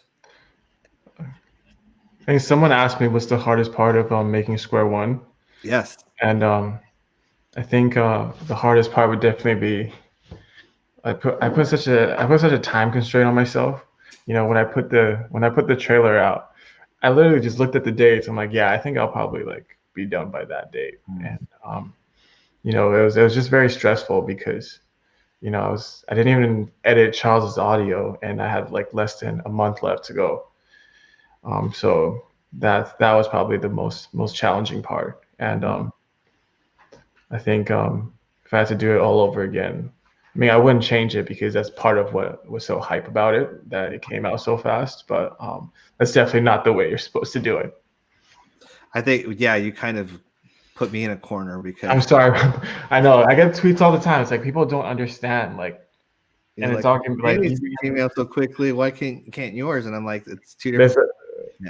There's a funding phase, right? You gotta find the money to make the documentary. Then you're gonna do the research, and then you're gonna do the interviews, and then there's a whole production period, post-production, right? So people don't know about that. It's just because I didn't know anything about Square One. I just went by myself and did it as fast as I can. But that's not the optimal way to go about it. We got very lucky because I don't think I mentioned people were talking about Tom Mesereau, but Square One behind the scenes, there were people that were trying to get their piece. They were trying to I think you guys all know about it. They're trying to get their piece of the pie. So we got a few lawsuits and threats, I should say. And Tom Mesro was just incredible with directing me to the right people to fight it off. Tom's a rock star. Like, Mm-hmm. and I mean, for the trial, like, just he put me at ease just knowing that he was someone that was with my uncle every day in that aspect of it, because I didn't go to court. I didn't go to the court at all. I was a potential witness, so I wasn't really allowed to go. But just knowing he was there with my uncle and just in general, he has a calming effect to him in that way that I was just like, okay, you know, he believes in my uncle and he's going to be good. It's just seeing all that nonsense on TV was like the contradiction of it, because it was everywhere. You could flip on any channel and it was like, you know, disastrous for Michael or this or that, or, you know, some people giddy that he, you know, in terms of the testimony and all that stuff. And so it was that aspect of it. But Tom's always been super supportive and he's constantly still doing interviews and stuff supporting Michael in that way. I just think that's, you know, commendable to him, but also it shows the bond that him and Michael had in that way. A biopic, I would love to do. I don't think I'll get the permission from the estate to do a I think that's on them, and I'm not even going to ask to do a biopic. That's like something that the estate that's on in there. I wouldn't even have the guts to ask that. I think what I'm doing is something that is more.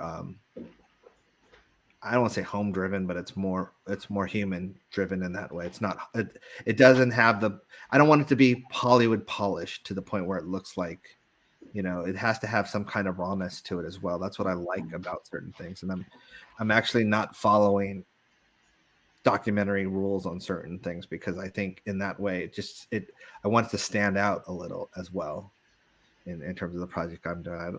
I hate when people put things in categories of like, it has to be this, or you have to have this or that. 100%, man.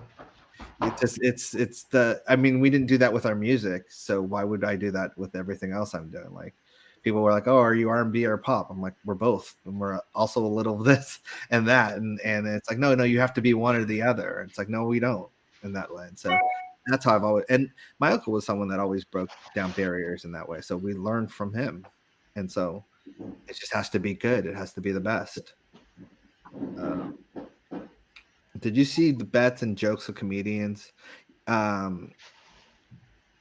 saw a lot of jokes. That's one of the things, late night stuff that I saw was not good at all. Like, in terms of, that made me more angry, because I would go to sleep angry. You know, then it was like almost like I'd hear hours of lies from these experts in, like, on Court TV or something like that, or, you know, any of the other channels that were on. And then I would turn on late night, you know, to try and go to bed, and it would be jokes about Michael Jackson, or someone interviewing the fans that were there and trying to make them look stupid or silly. And it's just like that. It just was so one-sided that it just bothered me. I was part of a segment on Jimmy Kimmel, like very beginning of the trial, like in 2004. And Jimmy Kimmel had this guy. He wasn't there, but he would have this guy go pretend he was a fan. He was not, you know, he was paid by Jimmy Kimmel, and he would go out and he would stand there and get some Michael fans to stand behind him. And then he would go live with Jimmy Kimmel. And this was like the first time he was out there. And I was part of the big group standing behind him. And you can see all of our faces. I think it's on YouTube or something. And, you know, we're ready to like talk about like defending Michael. And he tried to make us look so stupid. And you can see us when we like realized what was going on. And it was like disgusting. Yeah. It was terrible. And he was just there to try and make us look like we were crazy and to look like the bad ones, to be out there supporting Michael. Yeah, exactly. And I think that that was Jimmy Kimmel, because Jimmy Fallon, I don't think, had a talk show at that point. Yeah, Jimmy Kimmel, yeah. And Jimmy Fallon's never really been like that. So I was correcting the question, because I don't want people messaging Jimmy Fallon, you being like, Jimmy, you know. Yeah. Yeah, it's a big difference. So that was Jimmy Kimmel. And it just bothers me because I see a lot of hypocrisy when it comes to people like that, like Jimmy Kimmel or other people that have been so against my uncle or so critical of him. But then when their friends get accused of something, it's like, hey, let's be fair and let's take a step back. Let's do, and I don't like that at all. Like, you either stay consistently bad or consistently, critical, or you don't say anything at all. But all right, I think we're gonna wrap it up because it's now time to trend. It's trending time. Yeah, we've hit the 2-hour mark, and I was only paid for 2 hours. All the time I have for you, Todd. Yeah. Can negotiate with Josie. Yeah, negotiate with Josie. There she is. No, I think I thank you guys so much. This has been, so much fun listening to me talk. But in general, we had so much fun in Holland and stuff like that. But then Charles, we haven't chatted as much online and stuff like that because of this pandemic and whatever. But I do miss all you guys in general, and you guys have you're kind of like anchors for me in a way because besides raising a little daughter, which is great, it's like I have 2 different worlds, and with the MJ world, you guys are go-tos in that, and I'm just super grateful for Square One for not only its impact, but just Danny, you taking that leap and doing it and actually finishing it, and because I know that's it was a hard thing to do, and then you guys participating in it, and because it's like without participation, it doesn't go anywhere.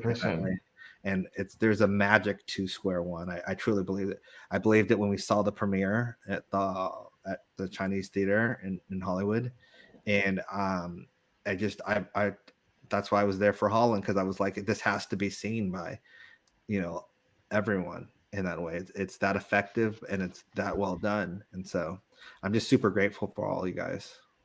I'm gonna try and figure out this. We're grateful for you, because if you and Brandy would never have interviewed with Danny, Josie and I at least would never given Danny the time of day. Oh, get out of here, man. Well, let's be grateful for the coin, because it was a coin toss that was like, should I do Danny's interview? No, Danny, you're an afterthought. Yeah, you're like, no. I'm what? I'm just kidding. You were not. I said Danny was an afterthought. One other thing real quick. Leaving reviews. Please, guys, leave reviews for Square One. IMDb. IMDb. I don't know if Rotten Tomatoes allows you to, but if they do, Amazon. Yeah, IMDb is the big one, I think. Yeah, IMDb is a big one, and it's highly needed because it is something that the industry does look at in that way. So please leave a review. The Amazon one for me is also highly important because Amazon, sometimes when people see it, they look at the stars and they're like, okay. So yeah, Amazon Prime, leave reviews. Which is really cool on Amazon Prime because our IMDb score shows. So I think that's when the rate, like the views really jumped when our IMDb got connected to Amazon Prime. Whew, that was incredible, man. Okay. Well, I think it's now time I think we're trending, whether it's Square One or Michael Jackson Square One. Just trend, get the word out there, stream it, tell people to watch it, but also share your experiences of what it was like watching it for yourself and what changed if it changed your mind, please talk about it. If it was something that or little nuggets that you got out of it in that way. And remember, tomorrow, Square One will be Square One 2.0 for those who haven't seen it, or if you just want to support in general, we'll be on Vimeo on demand. Yes. With an extra 1 hour long bonus. What is it on demand? I don't know what you're saying. Vimeo on demand. Vimeo. Yeah, Vimeo, whatever. Yeah. So, and also Taj and Jenny did an interview with me in Holland. Yeah. Taj and Jenny did an interview with me in Holland that I never was able to fit anywhere. But it's going to be in tomorrow's project. All right. Yeah. I mean, yay, but I saw me in it. Awesome. Well, thank you guys so much. We're all different time zones, but we're here for Square One 1 year anniversary. Congrats. Thank you, Charles. Yes. Charles on camera, which I love. Always love. I get to see him on camera a lot, but just in general for the public. But thank you guys again. And I never get it signed out on this thing, so I just usually just end the podcast. But thanks, everyone. Thank you. Thanks, guys. I don't know what to do.